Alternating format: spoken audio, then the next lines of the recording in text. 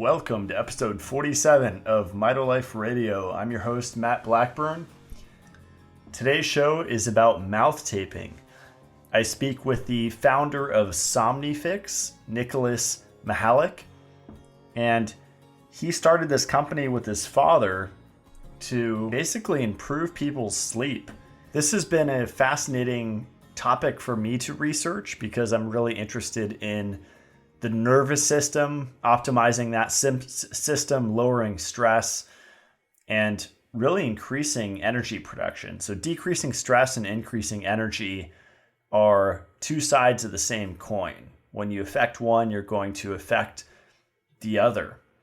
And so we know that sleep is a big factor in reducing stress and in the healing process, but it's connected to the breath. And I know a lot of people go way over the deep end, kind of breatharian style, really exaggerating the effect that breath has on the body. It does have a powerful effect. I believe that we can either alkalize or acidify our body just by breathing, either by hyperventilating, blowing off too much CO2 and you get over alkaline, or if you do breath retention, then you could actually increase your carbon dioxide and therefore increase oxygen utilization in the cell and increase energy production. So it's really cool what we can do just using our breath. But what about at night when you don't have any control over that? And that's where mouth taping comes in. So I'm a nose breather. I have been as long as I can remember. Even as a child, I never mouth breathed throughout the day. But I recently learned in the last couple months that you could actually be a mouth breather at night, even if you're not a mouth breather during the day, even if you're very consciously aware of your breathing and you're only breathing through your nose throughout the day, even during exercise, which is an awesome practice, you could still be snoring at night. And how do you know if you sleep alone? You really don't, unless you have an app that activates when he hears noise, or there's all sorts of crazy stuff out there now.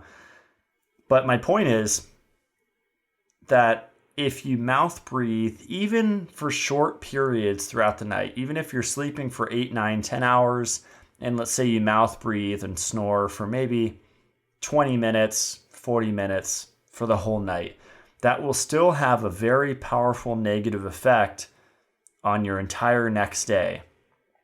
And the reason for that is because mouth breathing stimulates stress. When we're breathing through our mouth, it's not inherently bad. It's like switching to higher gear, but you don't keep your car in the highest gear forever, right? You downshift. And so we're meant to be primarily nose breathers. So our nose actually warms, filters, and humidifies the air. And Nicholas will go into this very deeply in this fascinating interview.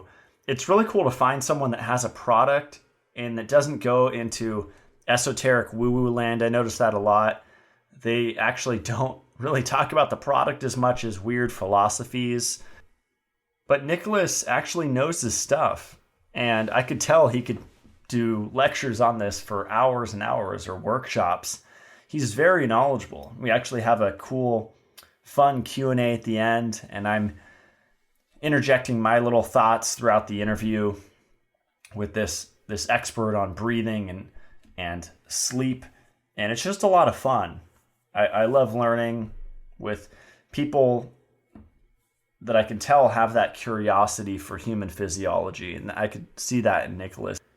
So if you wake up not feeling fully rested, if your partner experiences this, or a family member or a friend, then this is definitely the episode for you.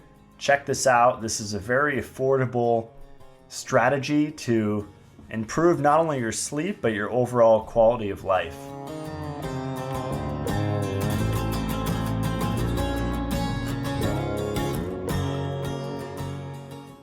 All right, I'm here with Michalak. Welcome to the show.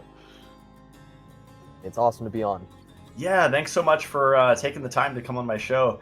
So you're the founder of SomniFix, and I discovered you guys shortly after discovering mouth taping, which I'm kind of in, I don't like the word, but the biohacking community and this human optimization kind of thing. And I guess mouth taping's been pretty popular in that community for about 3 or 4 years. I forget the guy that it's a keto dude that promotes it with kind of longer black hair. But I've had some friends that have told me like years ago, like, Matt, you should look into mouth taping. And I just never did. And recently I started getting into it pretty consistently. And I didn't know that I snore at night because I don't mouth breathe during the day. And that was a big paradigm shift for me. I thought people that snore at night were mouth breathers all day long, but that's actually not the case, right? No, not at all. And there's definitely a lot to unpack there. But mouth taping is really an incredible habit to start, simply because when you breathe properly. Now, obviously, as you mentioned, you were breathing through the nose during the day, but if you make sure that you're breathing properly at night, you can really improve your sleep. And also to the point you said about thinking that mouth breathers uh, are the only people who can snore. Snoring comes from multiple, originates in many places. So it can be caused by open mouth breathing. It can also be caused just by issues in the nose itself. A lot of people with deviated septums tend to snore. But if your mouth falls open and you snore, mouth taping is a really, really quick hack, in a sense, to make sure that that doesn't happen. But yeah, a ton of benefits by keeping the mouth closed, breathing through the nose. And I'm sure, as you mentioned, you experience them pretty quickly, and you can see that change in your sleep. I know from my own personal experience, the first time I started, actively seeking ways to keep my mouth closed, from the first night, I had no dry mouth symptoms. I didn't have any sore throat or nasal congestion symptoms, which had really plagued my mornings for years, leading up to finding that the simple switch of not breathing through the mouth while you sleep can really, really change the way that you feel when you wake up, which means that you're sleeping much, much more effectively and much better. That's awesome. And before we started recording, you mentioned to me that you started this company with your dad, right? Can you kind of go into the history of how this began?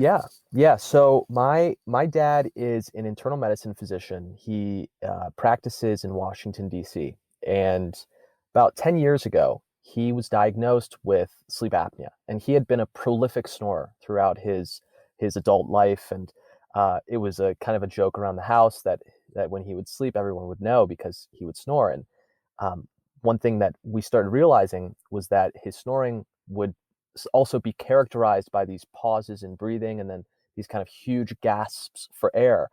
And basically, he went to one of his colleagues.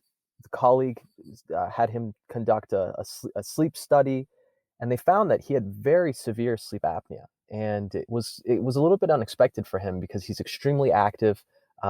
He has a lower BMI. He doesn't have a large neck circumference. So kind of all of the typical indicators that doctors look for when patients have sleep apnea, which is, your weight, how active you are, the size of your neck, and then other lifestyle related things, whether you smoke or drink, things like that. He just didn't really check any boxes.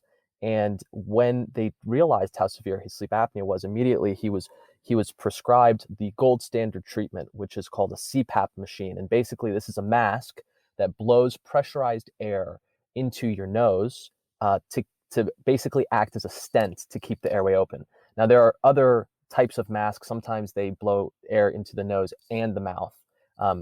And basically, by keeping the airway from collapsing, you can completely eliminate the incidence of sleep apnea, which is the inability to breathe at certain periods while you're sleeping.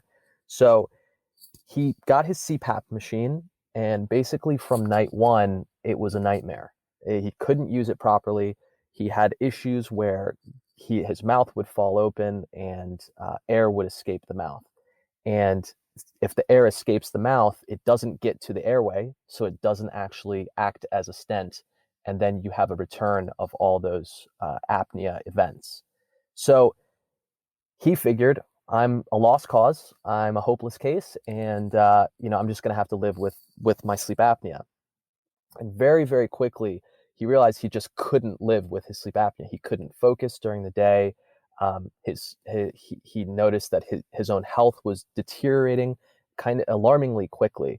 And he didn't want to die young as a result of sleep apnea. And sleep apnea is a very, very serious condition, and it can definitely lead to a premature death. So he tried the other option, which is this full face mask. So instead of blowing air only into the nose, he got a new mask that was much larger, and the mask blew air both into the nose and into the mouth. And that was so uncomfortable that he couldn't use it. So he said, okay, I'm going to find a way to use the nasal mask because it was much more comfortable. And the key was he really had to find a way to keep his mouth from falling open, because when the mouth falls open, the air escapes. And there are products out there. A lot of times you can find these straps that fit around your head. They're called chin straps. And they basically lock your jaw closed. But the problem with these products is that they don't actually address the lips parting. And so if the lips part, even if your jaw is kind of held closed, air can still escape. So he created this kind of comical looking tape and cardboard contraption that helped keep his mouth closed. And from night one, it worked perfectly. And it was such an exciting development for him that he was able to use his CPAP machine properly, that he would make a number of these little contraptions far ahead of the week, so that he would have a new one every day that he could wear. And while we looked at it, my family and I, while we looked at it and giggled, we could actually see that there was a real benefit to the product for him. So fast forward about 5 or 6 years, I was out of college and just getting started with my own professional career, and I noticed that I was always waking up with a dry mouth and sore throat and nasal congestion symptoms. And I went to my dad and I asked, "Why do you think this is happening?" And he said, without hesitation, he said, "You're breathing through your mouth at night." And I said, "There's not a chance. Like I only breathe through my nose during the day." But he said, if you have a dry mouth, you're breathing through the mouth, almost 100%. So he said, "Give my little contraption a try." And after some convincing, I decided, okay, I'll try it out. We'll see what happens. And the first night I used the product, I woke up and my mouth was just completely normal, like moist. I had no sore throat. I had no nasal congestion. And I was convinced that this thing was magic. I mean, it was incredible. It was the best feeling I'd ever had waking up in years. So I thought to myself, well, if this product works this well for me, and I don't even have sleep apnea, I don't even snore. I just happen to open up my mouth when I breathe, when I sleep.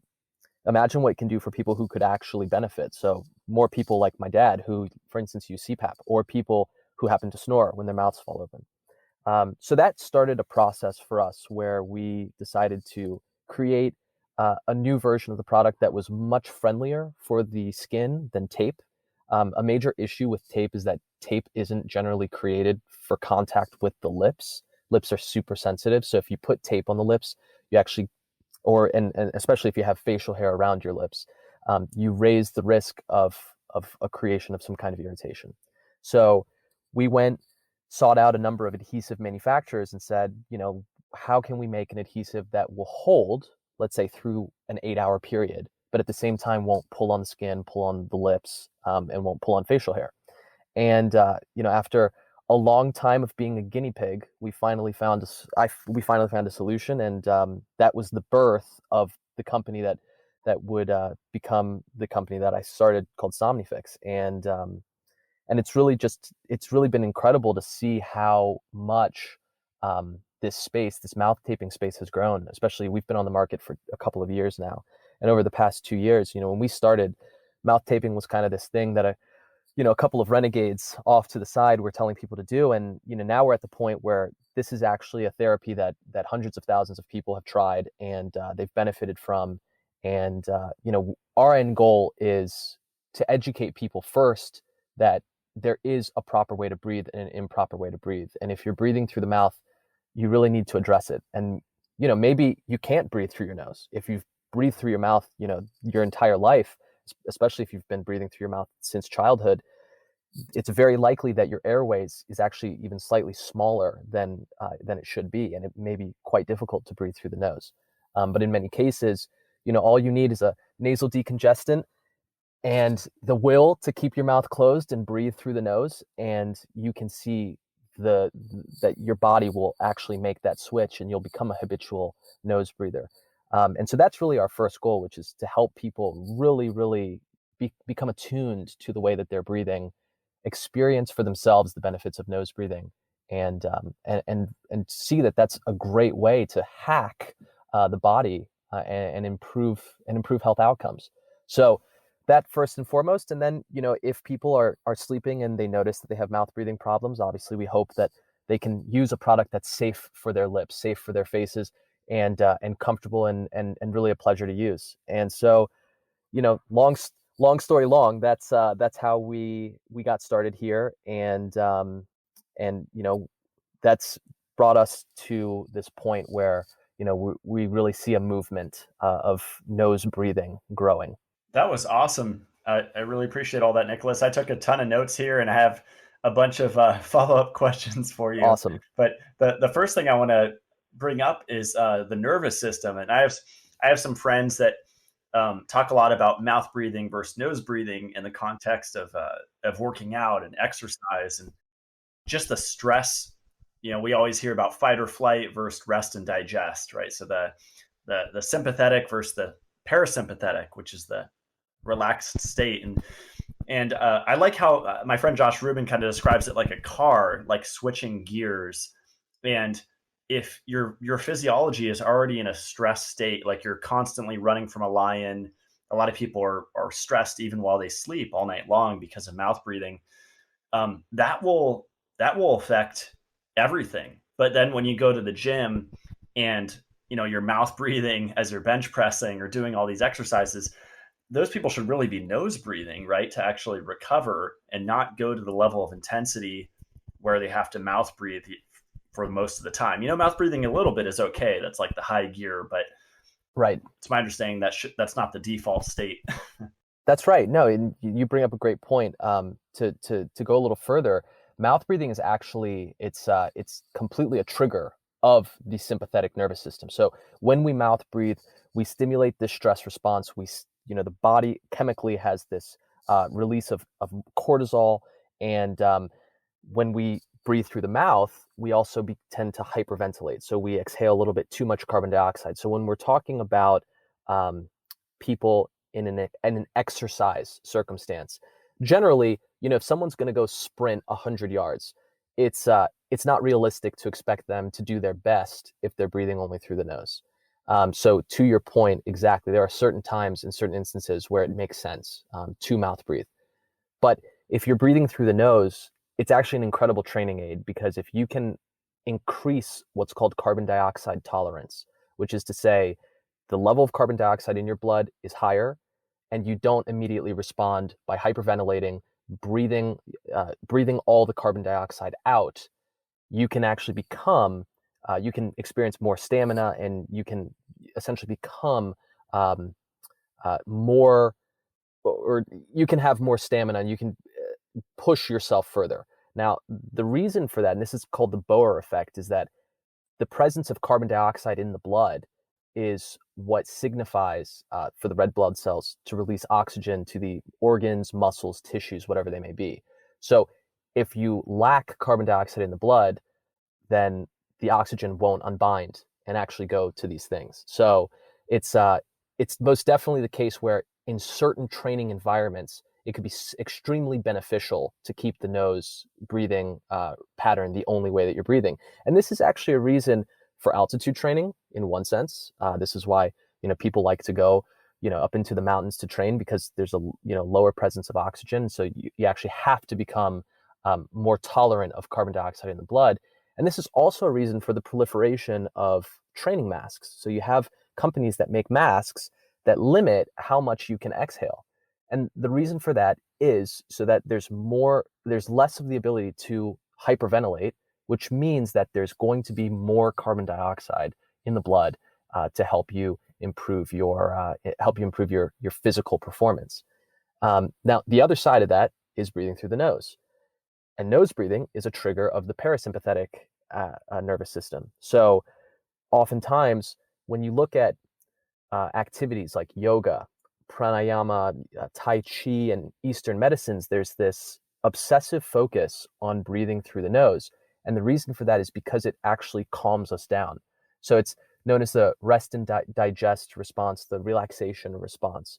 So breathing through the nose can actually counterbalance the breathing through the mouth. And it can help us kind of attain this homeostasis in our bodies. That means that we don't have the cortisol spikes, we don't have the stress, and it's particularly good for sleep. It's particularly good for, obviously, as would make sense, taking care of things like anxiety. So very, very interesting, the chemical reactions that our bodies have just based on the way we're bringing air into our bodies and letting air go. That was awesome. Yeah, I'm really obsessed with carbon dioxide because I think people think of it as a waste product, but it's actually kind of the gatekeeper for oxygen, as you mentioned, right? Absolutely. More effects. Absolutely. Yeah, that retention of CO2. I mean, even brown paper bag breathing, I've done that in the past as kind of like a hack, to increase stamina and stuff. And that Right. actually works. I Yes. really felt the Yes. effect. Yeah, and it's also there's a reason for that, for especially anxiety prevention, because it helps calm us down. It's a parasympathetic activator. That's awesome. And I just wanted to speak on my first night that I mouth taped. You mentioned anxiety, and I've had that off and on my whole life. I used to be afraid of public speaking. And so it was many years to get over that and kind of gain confidence. But I'm very sensitive, I guess, nervous system wise. I've always just been that way, just kind of like a sensitive type of person. And so I remember waking up the first night after mouth taping, and I just felt like grounded. I felt like a tree, like I was just super strong and stable, and nothing, not even caffeine, nothing could push me over into an unbalanced state. It was really an incredible feeling, kind of hard to describe, but I could just say like an overwhelming sense of peace and stability after just the one night of mouth taping. It was incredible. That's really, that might be the greatest first night recap I've ever heard. I mean, that's incredible to feel like that, and I think a lot of people probably get there in time, but yeah, to have essentially to feel like that full balance of the autonomic nervous system on the first night, that's awesome, and I'm sure that that's a routine and a habit you've kept, because it's quite nice to wake up and not feel like you need to throw caffeine in your face to get the day going.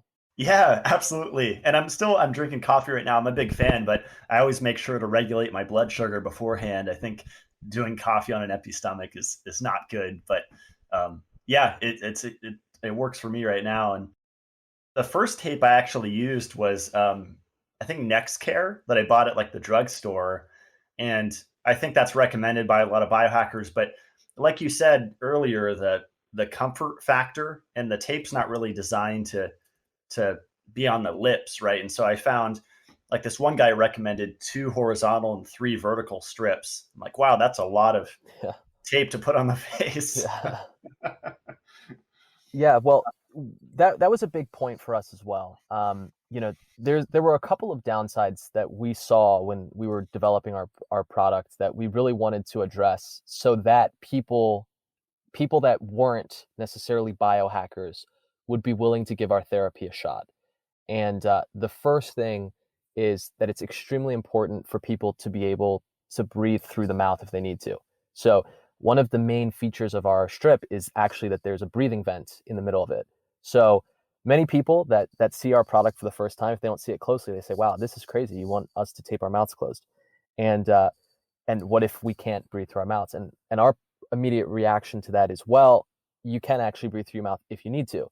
So our product is really kind of it's an encouragement device. So you will breathe through the nose if you keep your mouth closed. However, if for any reason you have something that causes you to not be able to breathe through the nose, then you'll breathe through the mouth. So immediately that can disarm people. And the other thing is, as mentioned, this is an adhesive, and it's a product that's specifically created for people that are putting an adhesive on the lips. And we've heard horror stories. As a matter of fact, I actually had a personal horror story with tape as well. I'm extremely sensitive, and I had with one of the earlier products used a regular 3M medical adhesive called Metapore, and it's a fabric-based adhesive used in many clinical and hospital settings. If if you need to tape something onto people's skin, and I had such a severe dermatological reaction, I actually lost some of the facial hair around my mouth for a couple of months. So I didn't know if it would ever grow back. I was lucky that it did, but it really solidified our contention that if we want to help people, we have to give people something that was actually created for the lips and not something that could be kind of used in the place of something else. So the personalized aspect was very important. That's awesome. Yeah, it's a huge difference, definitely, in how it feels on the skin. And and one question that came up is if there is like a full obstruction in the nose, someone would wake up, right? So the breathing vent is more for people's peace of mind Yes. more than anything, right? Yeah, so what's actually really interesting, a physiological phenomenon, is that if you're breathing through your nose will not block. So one of the reasons that our noses become congested in the first place is because when we start mouth breathing, our bodies, knowing that mouth breathing can cause hyperventilation, which means releasing too much carbon dioxide, it reacts to that by saying, okay, well, we have to slow down the breathing. But our bodies, we were only created to breathe through the nose unless we're doing intense physical activity, or if there's something that requires us to breathe through the mouth. So the brain immediately says, okay, well, we need to slow down breathing. So it goes to the nose to slow down breathing. So it stimulates these cells called goblet cells to produce mucus that goes into the nose. So it's actually a vicious cycle. Once you start mouth breathing, you end up remaining mouth breathing, because then these goblet cells produce mucus and then you actually can't breathe through your nose. But the whole goal was simply to stop the release of too much carbon dioxide. So if you're only breathing through the nose, you will not have this onset of nasal congestion. So exactly to your point, the vent is really there to help people feel reassured that no matter what, I'm going to be able to breathe. But the second point is that if maybe someone really does have malicious intentions and they go and they put something on your nose that blocks you from being able to breathe, then the product will really it will suit its purpose. And the other side of that is also that our adhesive was created such that if you simply force your mouth open, it's coming off. And so when people ask, well, what about aspiration or vomiting? The product is simply not going to stay on. So it's a gentle enough adhesive that it can keep your mouth closed, but at the same time, it can release just by kind of popping your mouth open. Awesome. Have you heard that there's kind of this generational degeneration?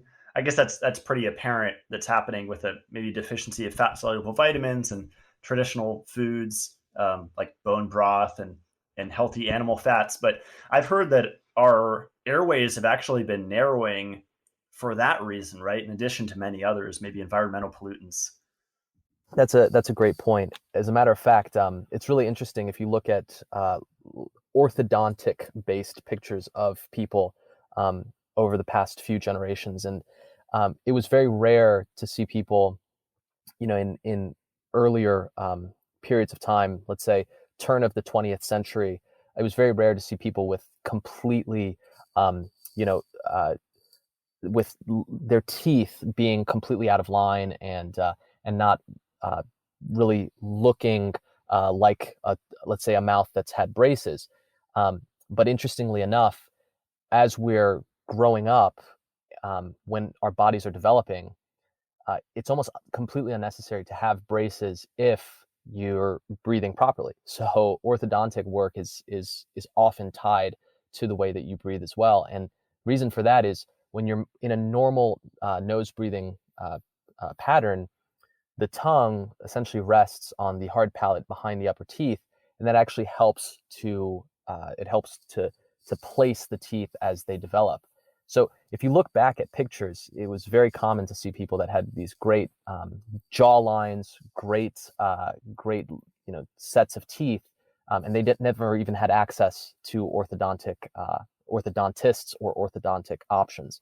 So it's very true. Breathing through the mouth has a very causal effect on the size of the airway, and this is a reason that there's a lot of literature coming out, especially related to things in the pediatric dentistry space, that's showing that mouth breathing in childhood leads to a condition known as retrognathia, which means that the jawline, instead of kind of having a very defined jawline that has a clear, the front of your jaw is located where it is, and then there's a very clear line and an angle that gets to your throat, and then rest of your body.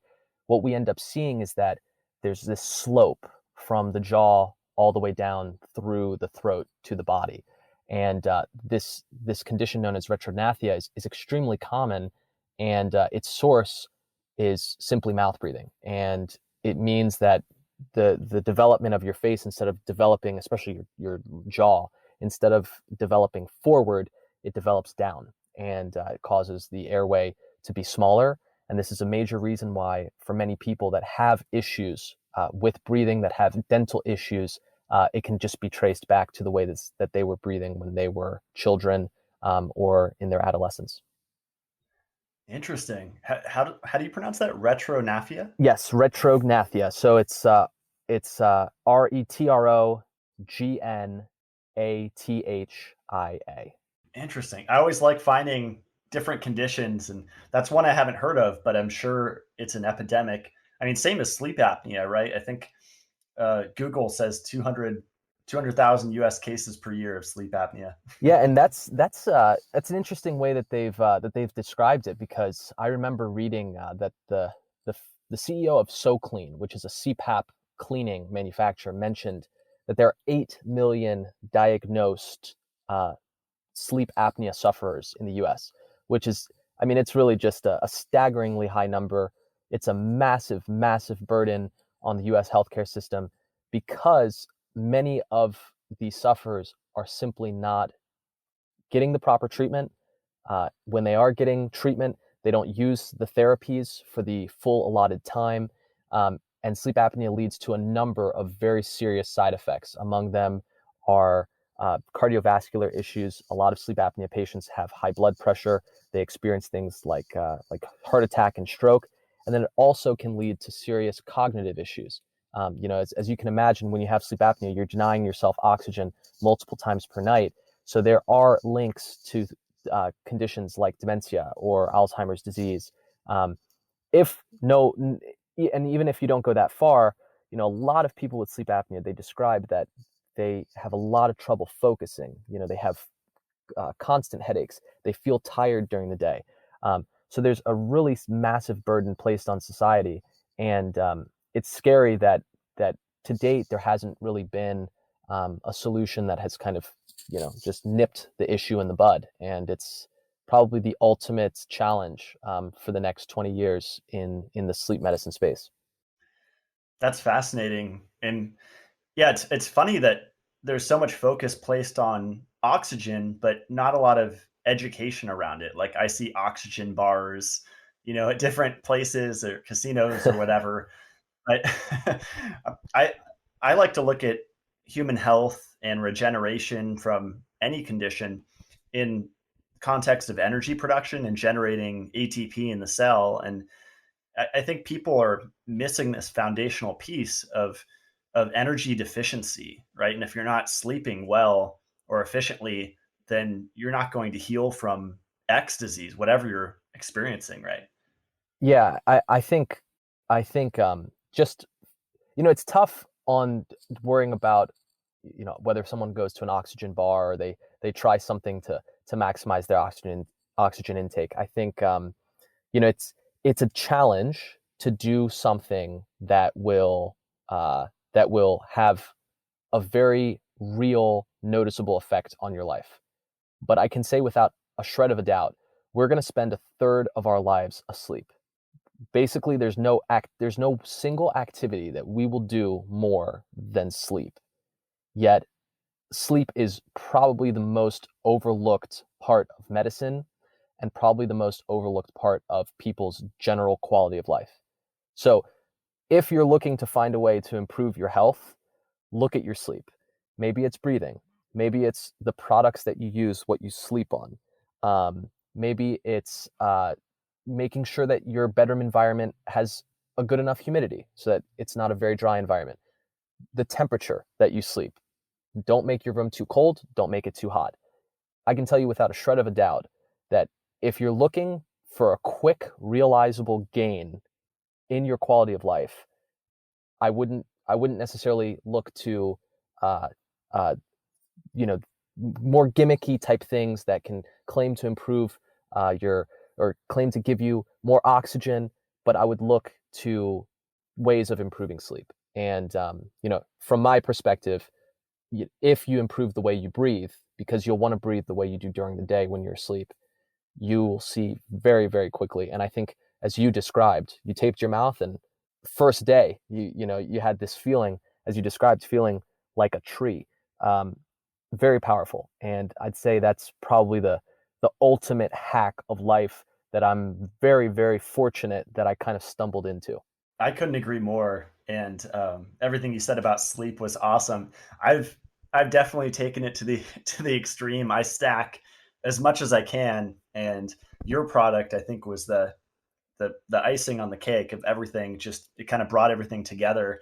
I recently just upgraded to a Swiss Dream Bed, which is kind of Okay. like a Swiss German made advanced bed system with all virgin sheep's wool and Wow. no metal, all wood, and with a Wow. slat system Okay. to improve the spine. So that kind of like, but I have a chili pad set to 60. I sleep on 200 pounds of magnets, the Magnetico, and I have a Winix plasma wave humidifier going all night. And so, yeah, I've been kind of obsessive about sleep for really the last 10 years and just kind of stacking because I think if you can really optimize sleep as much as you can, then your whole life will be better, mentally, emotionally, physically, everything. That I'm totally with you on. And I think it's great. I mean, I wish more people were obsessive about their sleep, because I think we would see a society that was a lot lower incidence of depression, anxiety, stress, and people that are just much more personally pleased with where they are in life.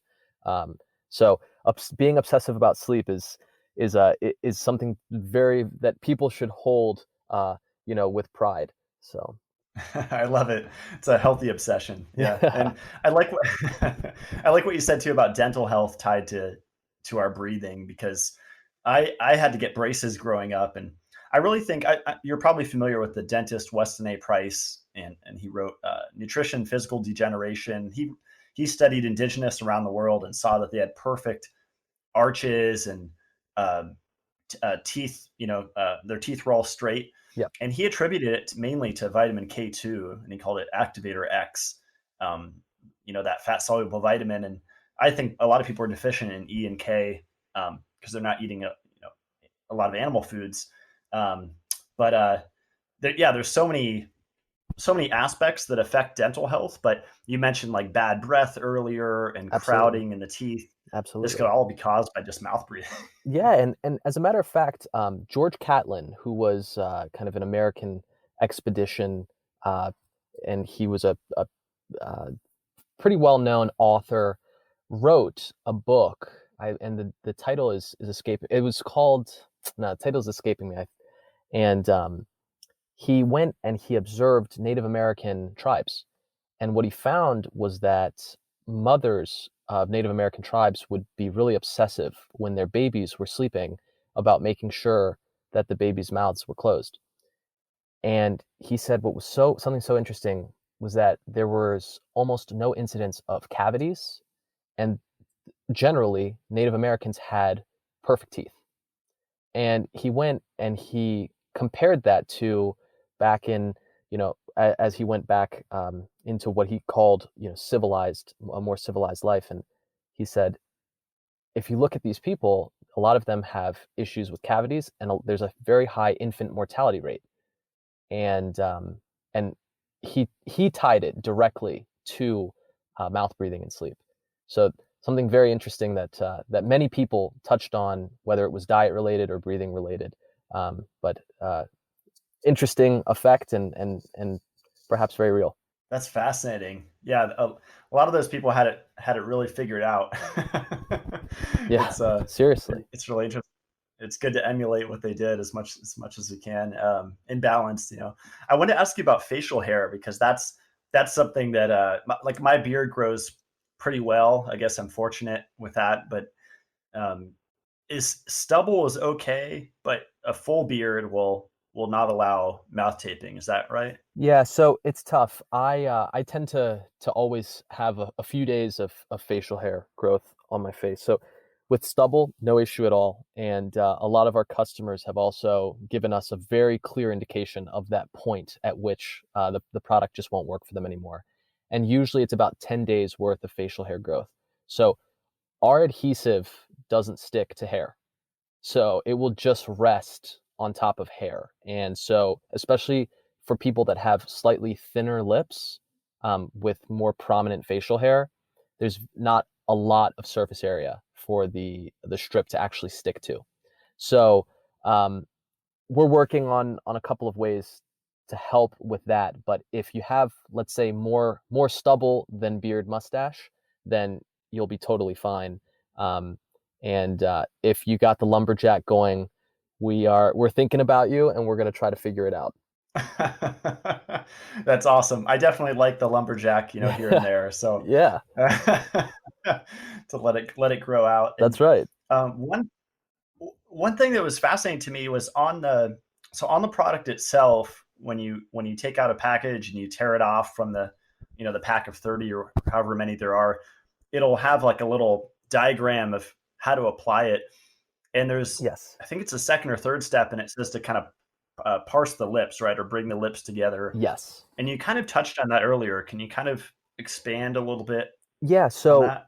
so because there's a breathing vent there, basically what we want people to do is to put the product on, but not start breathing through the product. So if you put the product on and your lips aren't sealed, then there's a very good chance that you're going to actually just breathe through the strip instead of breathing through the nose, especially if you're someone who's who's prone to breathing through the mouth.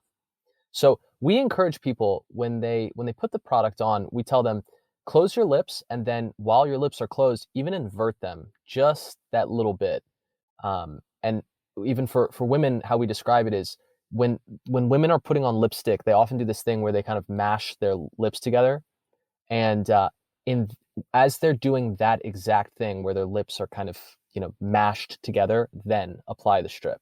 So that ensures that when you're using a SomniFix strip, you're breathing through the nose.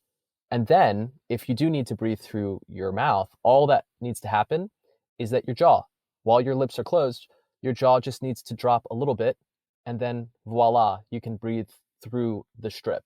So essentially, as you're in a comfortable breathing position, you're only going to breathe through the nose. But if at any point, if you need to breathe through the mouth, your jaw will slightly drop, and then you can breathe through the mouth.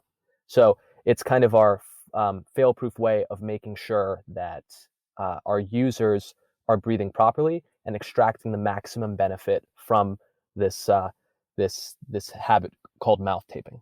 Oh, cool. Okay, I love it. Yeah, I probably made that mistake a couple times because it's just something that you have to remember, as you're getting into it, to just kind of bring Yeah, your lips. the best way to get used to any and the best way to become an expert is simply practice and time. And so generally what ends up happening is most people, it's tough to put a product on the first time that you've never done, that you've never tried. So usually it takes people about a week of figuring out how the product works for them and how to best make it work for them. But yeah, totally. We always tell people don't give up if on the first night you're breathing through the mouth, or if you take the product off and you don't even realize. You wake up and it's wrapped around your finger. It's all normal. Give it a few days, give it up to a week, and you'll be fully acclimated, and you'll know exactly the tips and tricks to make sure that be successful. Awesome. Yeah, I love it. If I actually have some questions here from my followers. Are you okay with doing kind of a Yeah, short Q&A? definitely. Definitely. Okay. Okay, cool. And also before we jump in, I want to say, yeah, I think the first night or two, or maybe the first week of doing it, I did have some panic kind of going to bed because, I'm not used to that kind of feeling of not being able to breathe through my mouth. And so I think there is an aspect of mind over matter when you're first getting into it. So, actually, actually a great way for us to get into this question and answer, because that's a question we get a lot. People say, this actually is a little bit scary, but there's a really, really simple way to make sure that doesn't happen. And we encourage people, when you're awake and you have some quiet time, let's say in the evening, doesn't have to be, when you're in your bedroom, but let's say after dinner, you have some quiet time, reading a book, watching a movie, whatever you're doing, put the product on, and you're fully awake. You get to kind of become a little bit acclimated to how it feels, because it's a bit of a novel sensation, and it just helps incredibly. And people that do it, they tend to say that was the thing that made them feel totally fine once they actually went to sleep with the product. That's a really good So for anybody who wants to start mouth taping, try it when you're awake first, and then go to sleep with it. That's awesome. Yeah, I even heard of a parent like using it on his kids while they're doing their schoolwork. They would wear it while they're doing their schoolwork. Those are pretty Yeah, smart. we don't actually indicate for kids. However, I tell everybody who has kids, you should be very, very attentive to the way that they breathe, and you should really focus on it. And if you see your kid, breathing through their mouth, you should tell them, close your mouth, because even just by getting them kind of in the mental space while they're awake to always be breathing through the nose, will really pay dividends in the long term. Awesome. I love it. So first question, what are the best sleeping positions for optimal nasal breathing? I've always been a back sleeper. It's my understanding like back sleeping is generally the best, but does that vary? So it's interesting. There is really no best way of sleeping. People are different. People have nuances and variables, and for that reason, you should actually um, use different pillows according to the way that you sleep. So if you're someone, for instance, who likes to sleep on his or her stomach, you actually want to sleep with the thinnest pillow you possibly can, and that's so as not to, like, you know cause any issues with your neck, where your neck is in an abnormal position. If you sleep on your side, you want good support so that, again, your head isn't tilted improperly. And if you sleep on your back, you want to also have enough support so that your airway is straight, so that you don't essentially create kinks in the airway. As for nose breathing, the most important thing is simply making sure that you're putting your body in a position that doesn't cause the airway to kink. So whether you sleep on your back, which is supine sleep, or if you sleep laterally, anything can work. Just make sure that you're giving your head the proper support, and then you can have a good night's sleep. Awesome. Yeah, I slept without a pillow for years because I had it in my head that was the best thing to do for the neck. And then I recently got kind of one of those inverted pillows, like in the middle, and one Yeah, side's higher than the other. And right. that has been a game changer for my neck. My neck feels so much better throughout the day. I'm sure, because you said you sleep on your back, right? Yes. Yeah, so I would definitely encourage, if anybody is a back sleeper, I would encourage them to use a pillow, because not using a pillow, you could actually it could cause a little bit more difficulty with breathing. Yeah, that probably contributed because I did that for many, many years. So Yeah. Well, you fixed it now. That's the important thing. right, right. Are nasal sprays effective? That's interesting because I think you mentioned that earlier. Yeah, so nasal decongestants can be an amazing solution. So a lot of people come to us and they say, "Hey, I bought your product, and I realized I really can't comfortably breathe through my nose." So this actually starts for us, the next phase of trying to figure out what it is about a person to understand why it is they can't breathe through the nose. So nasal decongestants are not perfect for everyone. So if you have chronic nasal congestion, a nasal decongestant will clear it up. And then if you start breathing through the nose, you should be able to keep the nose clear. Now, many people have things like deviated septums, where structurally it will be very difficult for them to breathe through the nose. Sometimes people have growths in the nose called nasal polyps. It will also make it very difficult to breathe through the nose. So a nasal decongestant can work only if you don't have a structural issue or a growth in the nose that precludes your ability to breathe comfortably through the nose. So if someone, they say, I've been mouth breathing for what I think is a couple of years, and I notice that I'm always congested in the nose, our first move is get a nasal decongestant while you're awake, put a SomniFix strip on and tell us how it goes after an hour. And if that works, then they can feel comfortable going to sleep with the product, and invariably they tell us that they've found success leading out of that. On the other hand, if someone has the deviated septum or the nasal polyp, it's a lot different, and those are issues that should be addressed with an otolaryngologist, your ENT specialist. They may encourage you to have a surgery to correct a deviated septum. That you may need to do an outpatient procedure to remove the polyps from the nose. So in those cases, a decongestant won't work. However, most people, their congestion is simply caused by the way that they breathe. And so a decongestant can really work wonders.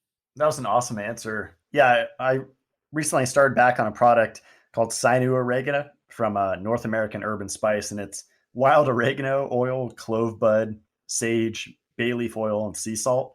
And it kind of burns, but it's a really nice sensation, kind of refreshing. And so I spray one up each nostril, and that works for me. Yeah, I always try to stick to the natural products when I can. So I think that's natural's good. We're big proponents of natural as well. And oregano is, it's a very nice smelling herb too. So I'm sure that's very pleasant. Definitely, yeah, definitely. So this one is a good segue.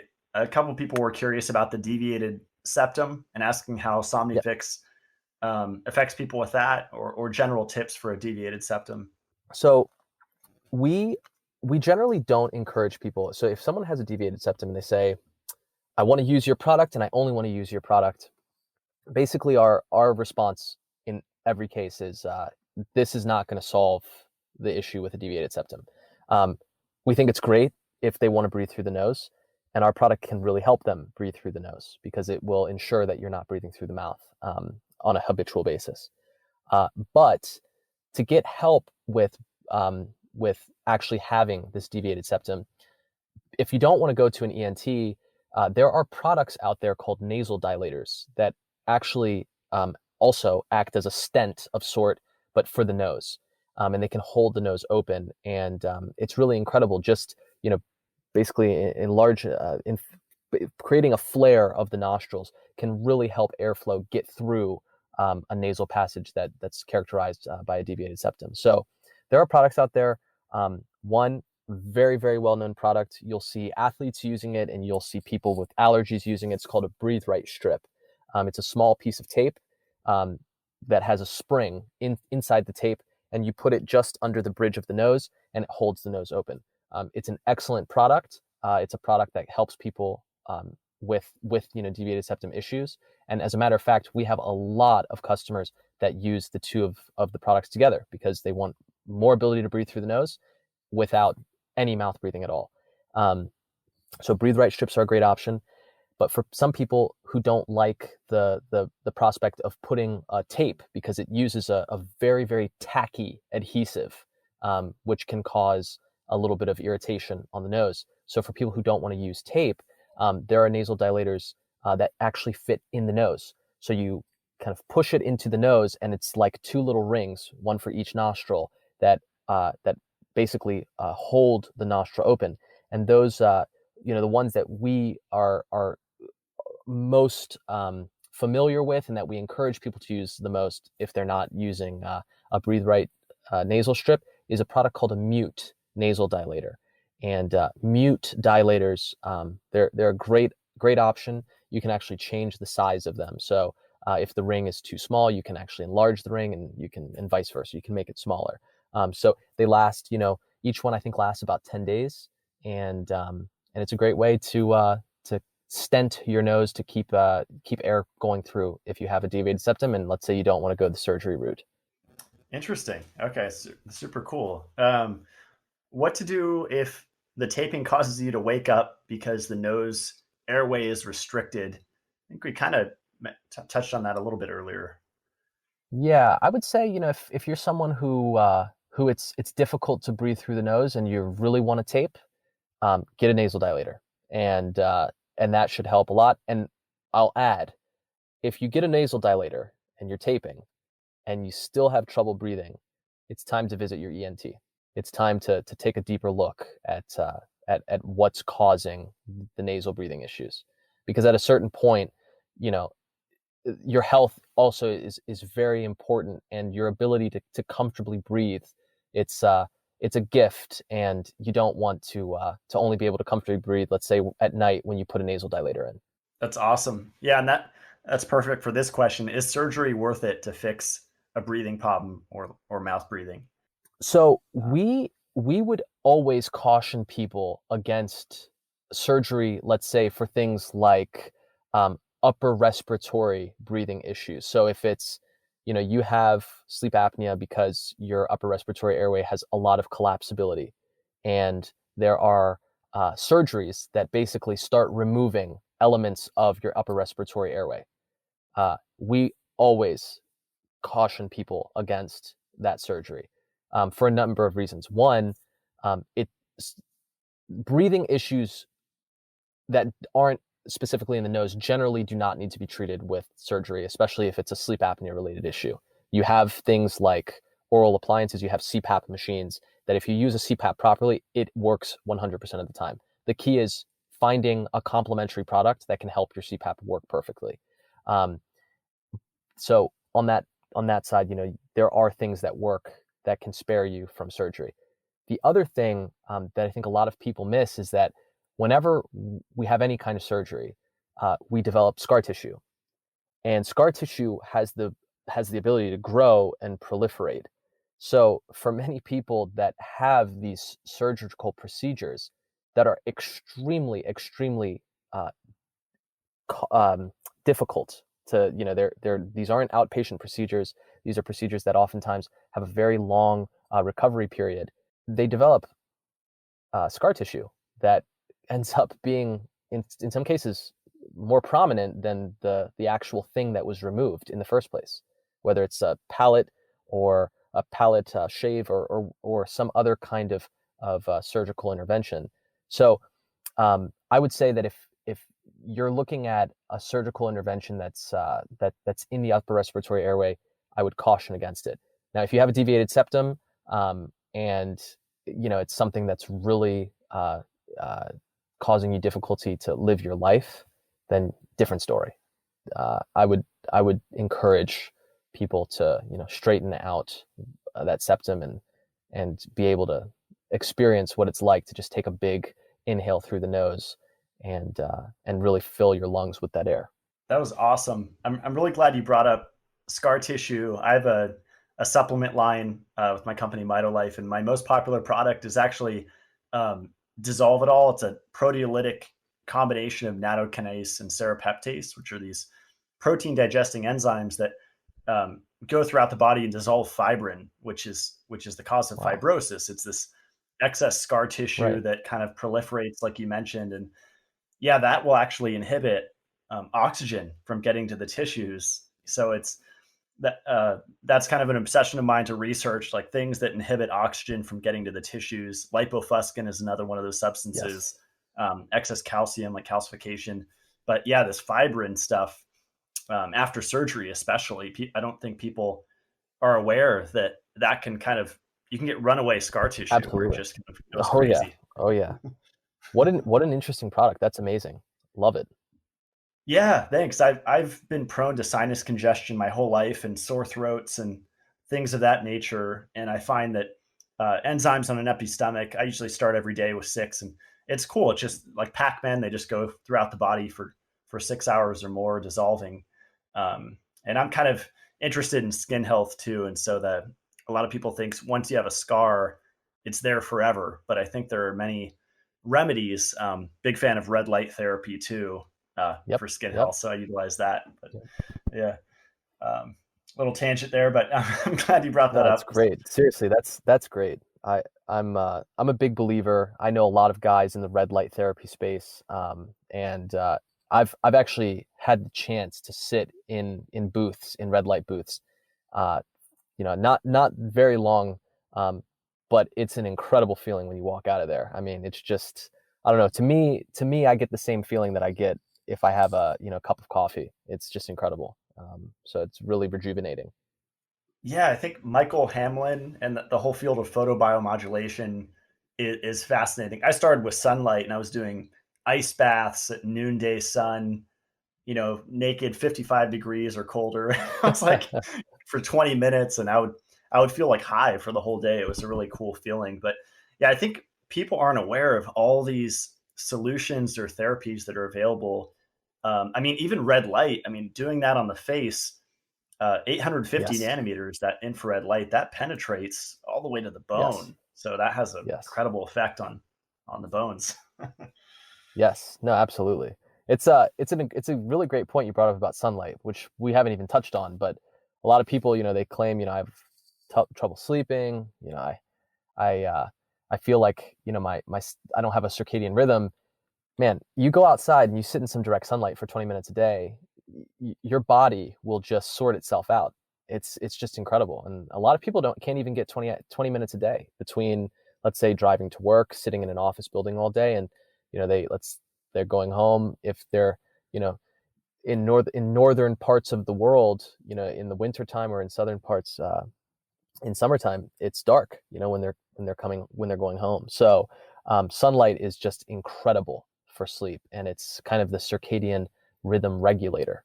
Yeah, well said. And I've been using blue blocking glasses for years, and you can even get UVEX ones. Those work on Amazon, $10, the orange Yeah, glasses. yeah, And yeah, I think definitely. people are just aware of that because a lot of people are staring at the TV or their iPhone right before bed, and that's Oh contributing to their man, apnea and all of that, right? seriously, it's one of the worst things you can do. It's get your technology out of your bedroom, and your sleep will thank you.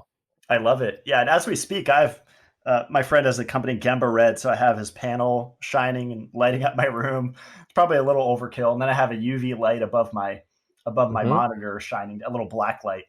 And so I'm a big fan of UV and red light. If Yep. you're somewhere like me, North Idaho, and the UV index is less than 1 Right. for 4 or 5 months straight. Right. Right. I also have a little vitamin D lamp, Spurty. But yeah, there's a lot of Okay. solutions. Just I think you have to spend a little bit to do the light therapy, whereas the sunlight's free, so that's ideal. Right. No, that's great. That's great. Someone asked, does taping your mouth lead to bacteria buildup in the mouth?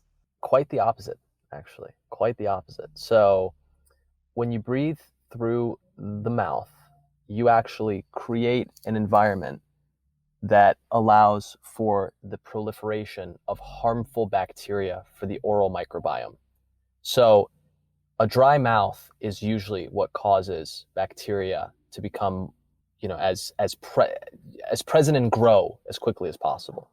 So when our mouths are closed and we have a warm, moist environment, um, our mouths can do the taking out of the trash, which is getting rid of bad, harmful bacteria, and keeping a homeostasis between the good bacteria and the bad bacteria.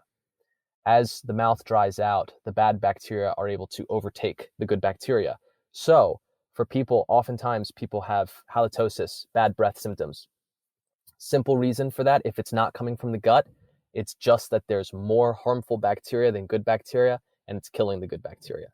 Uh, Oral decay, cavities, that happens because bacteria is able to build up, or plaque is able to build up, and our mouths aren't able to wash and lubricate and get rid of it. So if anyone's concerned about bacteria in the mouth, and nose breathing is the ultimate trash man for bad bacteria, and it's kind of the regulator of balance in the oral microbiome.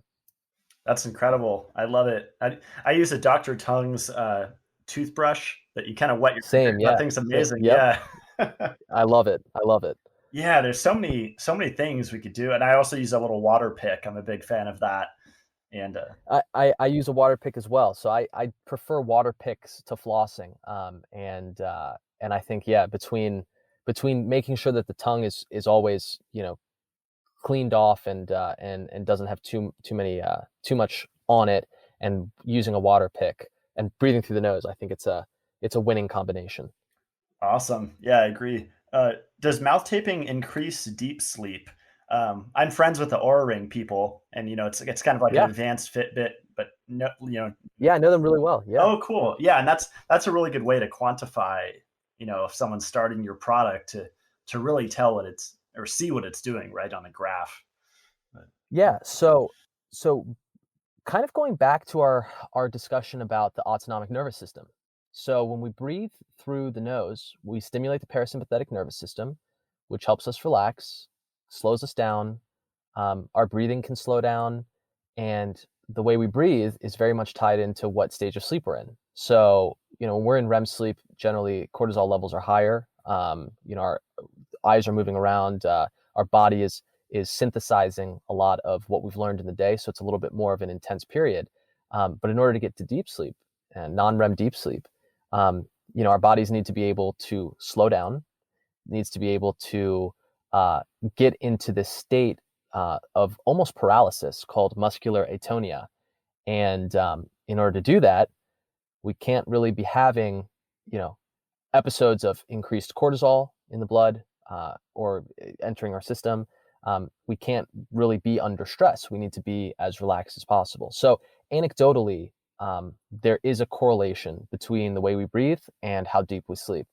I guess time will tell. As more Aura Ring users use SomniFix or tape in some way, they'll be able to tell, what the true effect is on sleep depth. But logic would say that the more you breathe through the nose, the more non-REM deep sleep you should be able to attain. that's awesome.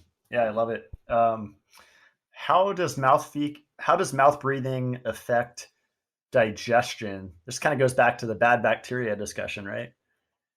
Yeah, so it's quite interesting because there's some recent literature. I'd read a recent study that actually showed a causal effect between the way we breathe and GERD, acid reflux. Um, so I think I'm not necessarily sure, off the top of my head, how much nose breathing versus mouth breathing would affect our digestion. But similarly to how nose breathing allows for the proliferation, or excuse me, for the proliferation of good bacteria to offset bad bacteria, um, nose breathing also creates something called nitric oxide. And nitric oxide is a gas that can be very beneficial for us in digestion.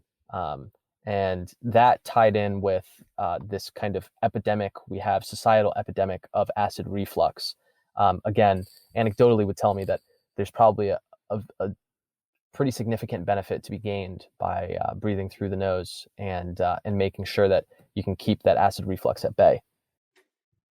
That's awesome. Yeah, and that's fascinating. At my previous cabin, the repair guy that I had doing, handiwork around the house, he had acid reflux, and that seems like you use the word epidemic. It really is, especially with people maybe over the age of 50.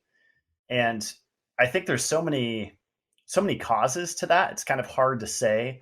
I really don't know if soda is the culprit. I think it's kind of more complex than that. But I just know that bicarbonate and CO2 have this really interesting interrelationship going on.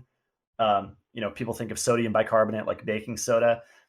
Taking that can actually increase your system's levels of CO2. It could increase carbon dioxide, which can have a, Definitely. a systemic benefit. So um, yeah, it's kind of counterintuitive, like what do you mean I should take baking soda? But I'm not Right. making recommendations, but I just think there's a lot of solutions out there, especially for acid reflux that people aren't aware of.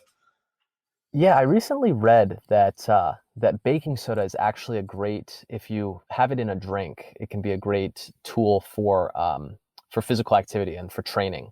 I would caution that immediately to say if you have any kind of hypertension issue, steer clear of baking soda.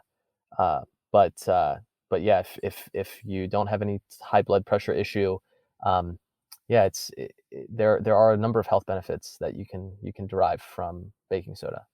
Yeah, yeah. The water I drink injects at the end mostly magnesium bicarbonate, which a lot of people think Okay. there's only sodium, but there's calcium bicarbonate and even potassium bicarbonate, which is really popular right now. But yeah, the magnesium one's cool. So uh, Yeah, that sounds like it. yeah.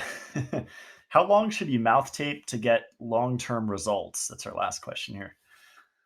Yeah, it's I've been doing it now for 6 years, and there are times that I don't tape my mouth. There are times traveling, can't find it in my bag. Uh, and I'm telling you, the worst mornings for me are nights that I don't tape. I may be a simple case that, when I sleep, my mouth just falls open and I'm a mouth breather when I sleep. But, and I think other people may be, may have other outcomes. But one thing I can say with certainty is that if you want to kick a mouth breathing habit, you can either basically learn to play a wind instrument, which will really make the muscle tone in the airway very strong, which can actually help you make sure that the mouth is always closed. It will just kind of stay like that. Or you can use something that we consider an insurance policy, so that maybe you would breathe through your nose anyways, but if you weren't going to, you're still going to breathe through your nose because you don't have any other choice. Um, so I know from my perspective, I don't really see a light at the end of the tunnel, but I'm not. I can't say that I resent that, because I do know what it feels like to wake up with the dry mouth symptoms or the nasal congestion or a sore throat, which is, I mean, I don't think there's a worse way to start your day than waking up with, with a little bit of a sore throat. So um, I think everyone's different, and some people will, from day one, they're going to really take to the therapy, and in time they'll just realize that there is some maybe position to sleep in that makes sure that their mouth stays closed. But for others, if they don't use some kind of therapeutic intervention, they're going to start mouth breathing again. So um, I would say, try it out, see what happens after you've used it for even a short period of time. Try it out for a month and see how it goes after 1 month. I would guess for everyone it's going to take longer than a month, but at least knowing the difference of the feeling. So getting used to what it feels like waking up after having slept breathing through your nose all night, and then waking up after having not used any type of therapy. You'll probably wake up not feeling quite as good as you had felt when you were taping. So, you know, try it out, see the benefits for yourself, and then maybe you won't even worry about how long it will take to fix, because you'll just be so obsessed with waking up feeling like you're ready to take on the world. That's awesome. I found that wind instrument part really interesting. Back in my raw vegan Yeah. days, I saw a lot of didgeridoos and people playing those. Ex- so the funny thing is that the didgeridoo is that's the instrument of choice, actually, for kicking a mouth breathing habit. Of all the Wow, wind instruments, that's the one. that's hilarious. Yeah, I think it was that. There's people that walk around the airport dressed in the robes, Yeah. in circles like that. I'd see it around. Yeah, and you brought up a good point too. When you're traveling, and I go to health conferences, and hotels are really harsh environments. For me, it almost feels like I'm off planet somewhere. And I Yeah. mean, the air Yeah. quality is just horrible, right? It's just such Yeah, it's terrible. dry Yeah. air and all the synthetic VOCs, and so that's really the time to mouth tape, right? When you're not at home and you don't have as many control over all the variables. Very true. Yeah, I would agree with you, and somehow that's basically the only time that I don't, because nighttime can't find it in my bag, and then really making the night as horrible as possible, because new environment, which means you don't sleep as deeply. Sometimes there's a loud sometimes there's a loud uh, whether it's heating or air conditioning system, and people, in neighboring rooms or people walking down the hallway. So yeah, it's definitely the environment to do the little things you can to maximize your sleep. Awesome. Well, your wealth of knowledge, Nicholas, it really inspires me to see people that have not only created an incredible product, but are so articulate and knowledgeable and have the experience to really explain the whole field and how it works and sleep in general. So I think this has been really enlightening and will help a lot of people to improve their health. Well, that's really generous of you, Matt. I appreciate it. I think the only way I can respond to that is you give people like me the platform to to actually speak to to people, and so thank you for having an awesome podcast and for inviting me on. Awesome. Thanks so much. And stick around. I'm going to close out the show. Thanks for coming on. Cool. Definitely. Thank you.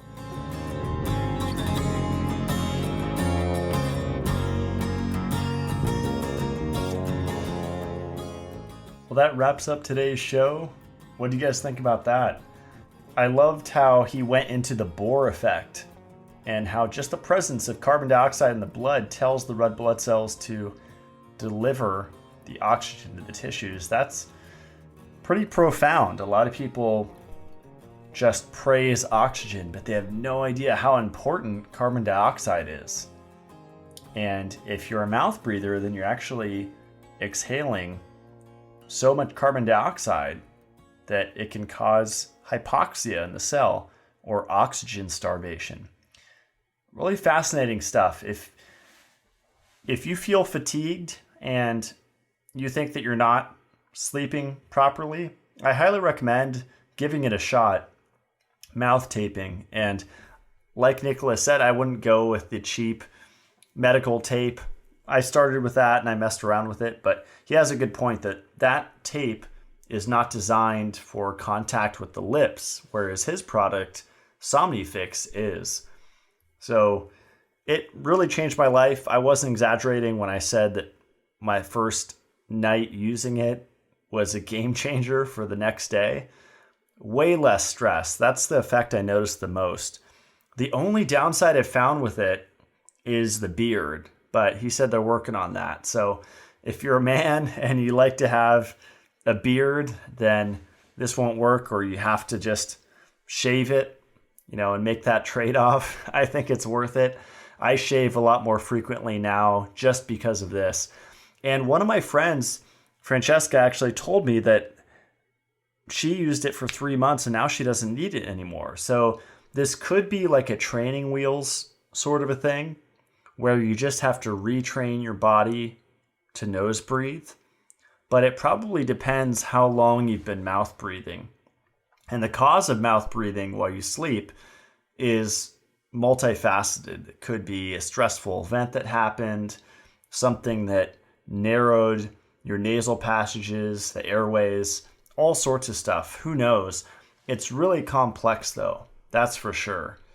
And it could be nutrient deficiencies. I suspect there's copper deficiencies and retinol deficiencies. Like Morley Robbins talks about generational animal nutrition deficiencies, probably vitamin E as well, that goes into the narrowing of airway passages, which can consequently throw off dental health.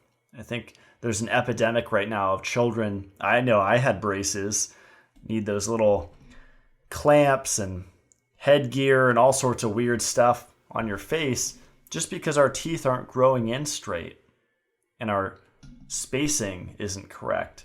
What if that's all caused by mouth breathing, or most of it is? So interesting stuff. Definitely something to research. They have a lot of great info on the SomniFix website. So I'll put a link below. It's also on my website of recommended products.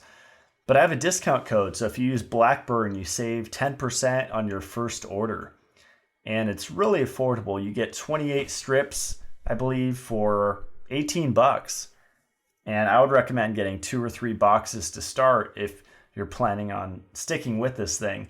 Like I said during the interview, the first night you might have sort of a panic, but know that little vent there is in the mouth, so there's no way you suffocate. And as Nicholas said, you would tear it off, and it's made to just pop off if something happens and you must breathe through your mouth. So it's a really safe little therapy hack, whatever you want to call it, that really works. And it's hard to describe, but you feel it when you wake up, and you feel it actually throughout the whole next day.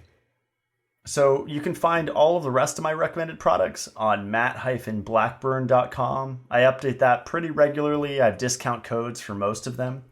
And on the front page, I have my featured products, which have my Mitolife products up there, the spore-based probiotic that I take every day. There's beef liver if you don't have access to fresh beef liver. I actually just did a cool post on that. My friend Jordan turned me on to this way of consuming beef liver. If you get really good grass-fed beef liver, which is a complete multi-mineral, multivitamin source, it's a superfood. If you find fresh grass-fed liver, you can cut it up and then put it into Ziploc bags. So you cut it up into cubes, fill up BPA-free Ziploc bags, put those in the freezer, and then you could just pop them, like thaw out one bag a day and just pop them in your mouth and swallow them whole. Don't even taste it, especially if it's a good, clean, fresh source of liver. Really amazing source of B12, choline, copper, vitamin A. It's a powerhouse of nutrients. It's really incredible. Right next to that product on my website, I have the bone broth. I consume a lot of gelatin. And it's kind of a process to make your own gummy bears and marshmallows, but the bone broth, I think, is the best way to get in the gelatin. And that's a way to get into the non-inflammatory amino acids that soothe inflammation, really help to heal the gut, and do all sorts of awesome stuff for the nervous system. So I think bone broth and mouth taping go hand in hand with improving sleep. And my website is mitolife.co, and I have 5 products up there. I have systemic enzymes, digestive enzymes, gluten enzymes, vitamin E, and Shilajit. And that's my current product line. I'm growing it out, but those are really powerful products that do a lot of stuff. All the write-ups that I did on each product page are very informative and explains why I think they're important to take. Today's quote is actually a reference from a study. Dzolik, 1978. Producing a deficiency of the, quote, essential fatty acids, unquote, in animals increases the duration of their slow wave sleep.